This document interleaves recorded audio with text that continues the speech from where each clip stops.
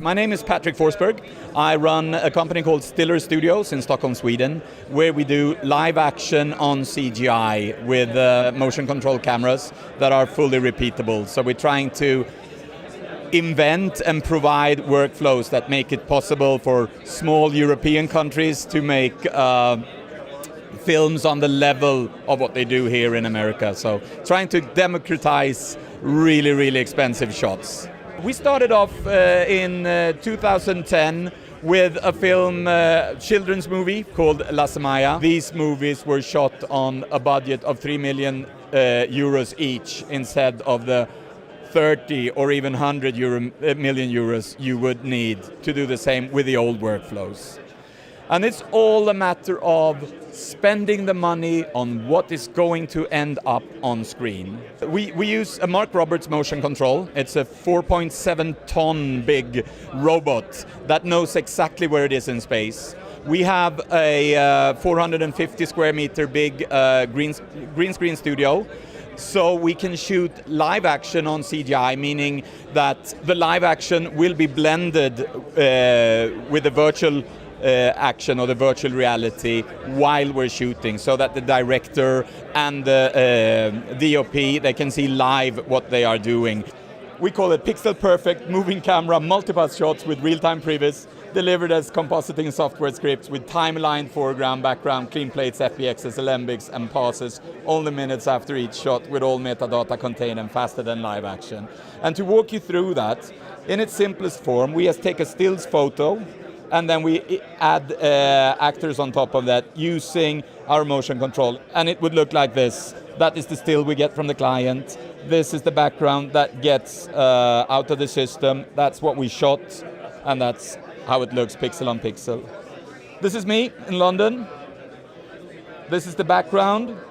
So the background gets tracked, and instead of sending this out to a 3D system, we send it out to the camera, and then the camera repeats exactly what I did, and we can put the actor in there. Problem with actors is they never do what you tell them to. So we shoot a big background and then a smaller foreground, so we can pan and tilt within that foreground. And then this is what it looks like on the movie. That's what the camera sees, that is what the director sees, and that's what ended up on the movie. This is just a very simple showing of how it works. You can see that the camera is moving, the dinosaur is moving. We take the data, we send it off to the motion control camera and to the motion base. So they both moving, and put them on top of each other. No work done whatsoever. This is just on top of each other, and it'll be looking like he's riding it.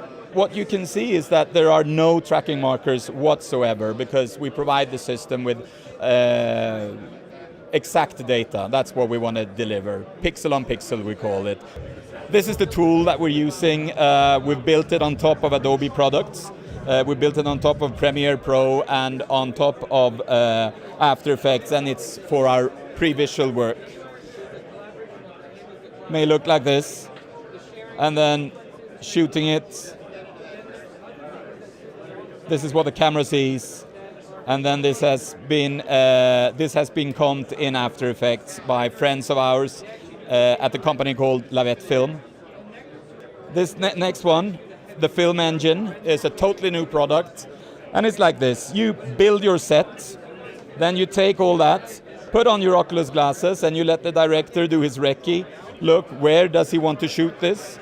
Then you can move stuff around, and you can even add your digital actors into this if you want them for background, so you don't need your thousands of extras. They're going to be out of focus anyway, so they'll be fighting in the background.